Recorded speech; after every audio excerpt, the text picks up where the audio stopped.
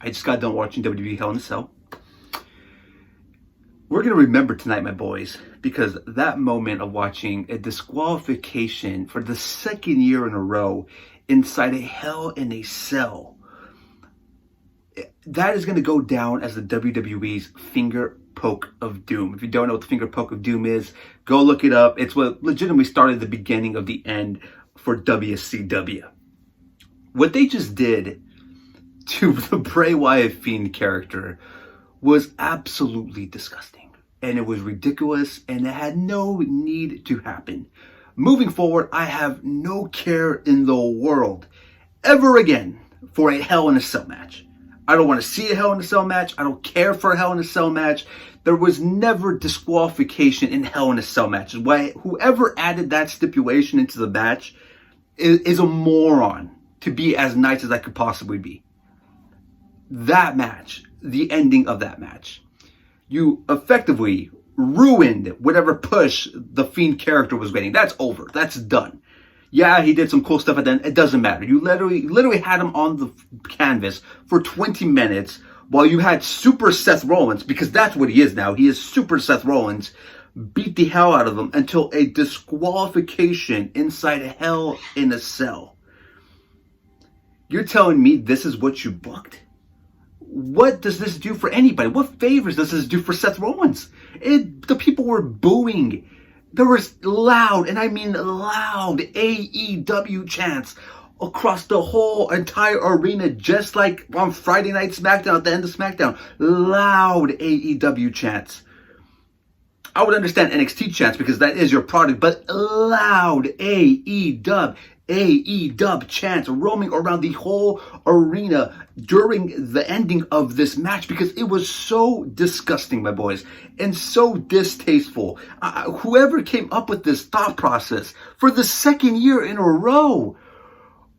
Look, I wanted to give you guys a full review of the show, but I have to express myself about how moronic that ending was to a match called Hell in a Cell. By the way, Sasha Banks and Becky Lynch had a phenomenal Hell in a Cell match. That was match of the night, hands down. They opened the show with an absolute banger. I had hopes. That match was fantastic. One of the better Hell in a Cell matches I've ever seen. In my opinion, probably the best women's Hell in a Cell match of all time. It really raised the bar from the get-go from that show. You had a fantastic tornado tag with Roman Reigns and Daniel Bryan and Luke Harper. That Tornado tag team match was awesome. The rest of the night, you just had filler matches from Monday Night Raw. I do like that the Kabuki Warriors are the women's tag team champions, and Asuka using that green mist. That was fantastic. I loved all of that. And it was going in a great route up until the point where we got that six-way tag team match where Braun Strowman is officially now the boring version of the Big Show. And then you got Baron Corbin versus Chad Gable, and Corbin delivering this terrible promo,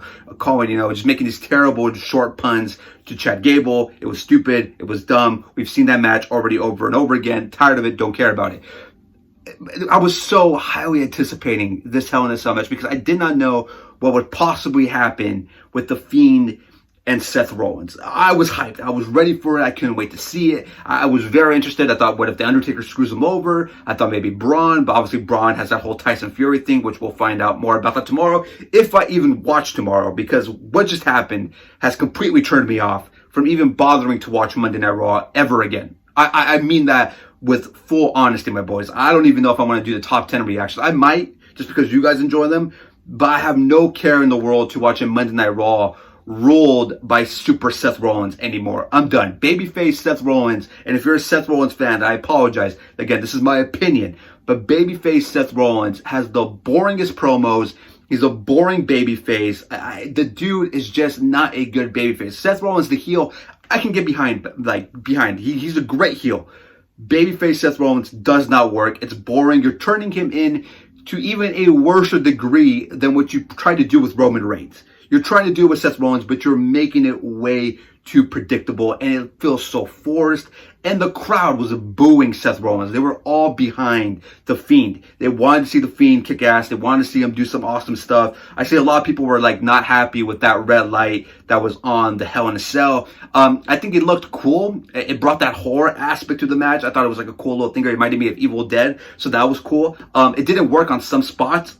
here and there, but there are some moments it looked really awesome and looked really dreadful. But now all that's thrown out the window. All of that work you did with the Bray Wyatt Fiend character, building him up. And this is exactly why I've been preaching for weeks that I thought it was way too soon for the Fiend character to get a championship match, because the fear of this, the fear of them doing something stupid because they don't want their champion, their face of the company, Super Seth Rollins, to look weak anymore. They dropped the ball. And I would not be surprised if this ends up being the finger poke of doom for the main roster and the main shows, especially for Monday Night Raw. This was abysmal. The fans hated it. The match was kind of clunky. 20 minutes of just seeing Seth Rollins beat up Bray Wyatt's The Fiend character. Fine, I can get that. It was kind of going way too long. But to end in disqualification in Hell in a Cell, I never want to hear Hell in a Cell ever again. I never want to watch a Hell in a Cell pay-per-view ever again. And it's a shame, because Sasha and Becky tore the house down in their Hell in a Cell match. I don't want to see Seth Rollins in a Hell in a Cell match ever again. You're going to have to work really hard to build up the Fiend character again. I don't care what he did after the match, because he attacked Seth Rollins. That didn't help. It didn't help, especially when you're hearing loud AEW chants roaming around the arena. It was absolutely the stupidest decision that WWE creative could have came up with. Who are the people in charge? Heyman, Paul. I love you, Paul. I'm a Paul Heyman guy. But that is such a stupid decision. It's a slap in the face of Bray Wyatt's The Fiend character. It's a slap in the face to the fans that bought their ticket to attend this show. It's a slap in the face for the fans that are trying to watch your product, that are trying to give you the benefit of the doubt. And it's a slap into the face for pro wrestling altogether, for the Hell in a Cell legacy, and for everything moving forward. This is why Wednesday nights are the only nights that matter, because AEW, as much as WWE marks don't like to admit it, AEW has brought us an alternative to really good wrestling. I know I triggered some AEW fans, not AEW fans, WWE marks in the comment sections, because I said I congratulated the WWE on Twitter. By the way, Fire Boy on Twitter, but I congratulated the WWE because they are making it so easy to push their fans into the new, shiny, brand new wrestling company that's on TNT every Wednesday night called AEW. And I got some responses like, nobody wants to see Jack Swagger and Goldust. You know what? I'd rather see that than watch a Hell in a Cell match end in a disqualification. It's unbelievable. I just cannot believe I watched that pay-per-view. And I was so excited for that match. And I was even more excited after Becky and Sasha, because again, that match was absolutely fantastic. They went back and forth, explained why that wasn't disqualification, that they used weapons, they went all out. You're telling me there's a limit now in Hell in a Cell? You know how much that disrespects the legacy of Mick Foley losing his ears, losing his teeth, being thrown off the Hell in a Cell, being choke slammed through the Hell in a Cell. His match with Triple H in Hell in a Cell, one of the most underrated Hell in a Cell matches of all time, when he gets pedigreed on top of the cage, when they have the burning stick and they fall through the cage, or Mick Foley falls through the cage like always. Shawn Michaels versus The Undertaker Hell in a Cell when Kane debuted. This just disrespected the legacy of Hell in a Cell to the point where, again, I know I'm repeating myself, I don't want to see that match ever again. If it's ever mentioned again, I don't care. You've legitimately ruined that match. You've legitimately ruined whatever significance that Hell in a Cell match had. And last year ended in DQ. You threw that out the window. I don't know how they build up the Bray Wyatt, The Fiend character again. I know fans are still going to love him. But again, like, now we know he has a limit, that he could be beaten up to the point where the other person could be disqualified in a Hell in a Cell match. That means anybody could do that in any match, pretty much. Unless, I guess, if they do like a last man standing match. And I swear to God, if they do that at the Crown Jewel pay-per-view, that's going to blow my mind. This was a terrible night for WWE when they had so much promise going from, Becky, Sasha, the Tornado Tag match, that was fantastic. The Kabuki Warriors winning the tag team women's titles. They had a really nice thing going tonight, even though they had some filler matches that I kind of didn't care for. And they threw it all away with one swift decision to just ultimately disrespect the fans and disrespect the audience and kind of disrespect Bray Wyatt.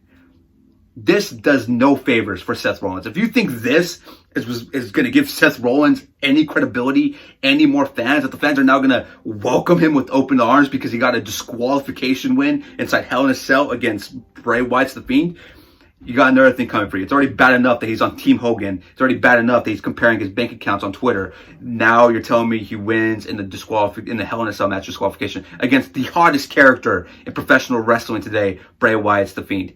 This does no favors for Seth Rollins. Absolutely no favors. It's beyond words. I know I'm ranting. I just had to rant. I'm sorry this isn't your regular review. I cannot believe what I just witnessed as a wrestling fan, as a person that I loved Hell in a Cell. I've loved all the Hell in a Cells, like Jeff Hardy and Randy Orton last year. Fantastic Hell in a Cell match. One of my all-time favorites, Kevin Nash versus Triple H. I love that Hell in a Cell match. I believe that was Bad Blood. Shawn Michaels versus Triple H. There's been so many great Hell in a Cell. The Armageddon 6-man Hell in a Cell match when The Undertaker chokeslammed Rikishi off the cage into a truck of hay. That is one of the most iconic wrestling moments in history, other than the Mick Foley being thrown off the cage by The Undertaker. And they just disrespected it with one of the stupidest decisions. Just stupidest decisions. Again, this is why we have alternatives. That's why, in my opinion, wrestling doesn't start till Wednesday nights when we get NXT and AEW. Thank God Triple H has full control of NXT, and Vince and all of them have no say on that matter yet. And hopefully that stays that way. But man, I don't know if I could even watch Raw Net tomorrow. I have no care.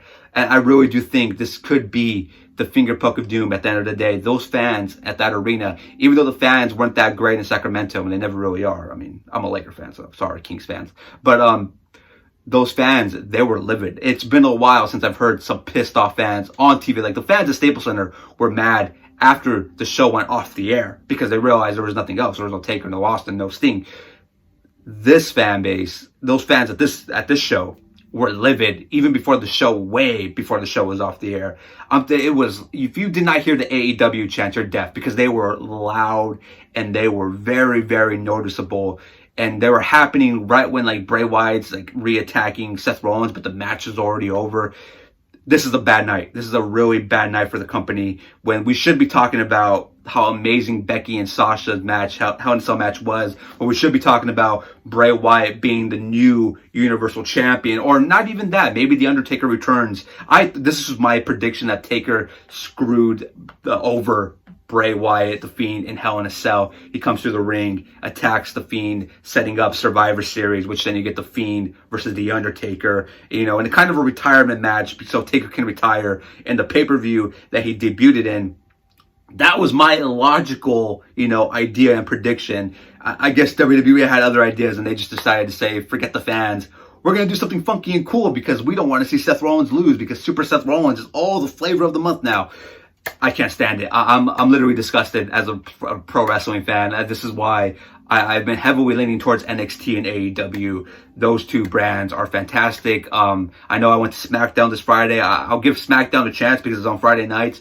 I might be done with Raw. I'll see what happens after the draft.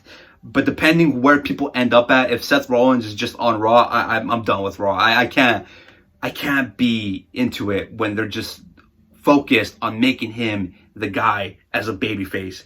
Turn him heel and I'll care again.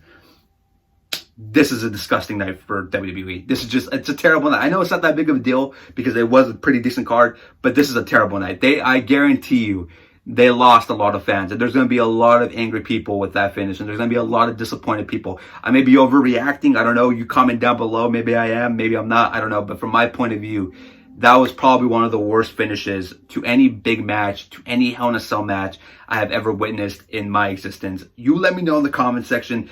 Tell me down below, comment down below. I will let us know your guys' opinion about the match, about the card itself. Let me know in the comment section. I mean, if that match would have ended better, I was really down to give this show like a 7 out of 10. Now after that, I'm giving this show like a 3, honestly. That's how bad that decision was. That's how much that decision derailed the whole entire show, because now that whole decision it takes over everything else. It just overleaps everything. There is no more talking about how amazing Sasha and Becky was. It's like a giant distraction now, because now all we can think about is how bad, how stupid, and how dumb it was to end that match with Bray Wyatt the Fiend and Seth Rollins inside Hell in a Cell with a red light that made it seem like a horror movie to end it in a disqualification. My boys, like this video, slap that thumb, subscribe and join the Hollywood Quick. Links are all down below in the description. Comment down below. We'd love to know your guys' thoughts on what happened tonight. I'm shook. I will see you guys maybe tomorrow if there's a video. I don't know. I wanted to start Raw reviews tomorrow, but I think I'm done with Raw. I really do think I'm done with Monday Night Raw. Thank God for Wednesday nights, and thank God for AEW and NXT. I will see you guys later on. You guys enjoy the rest of your night. Too sweet.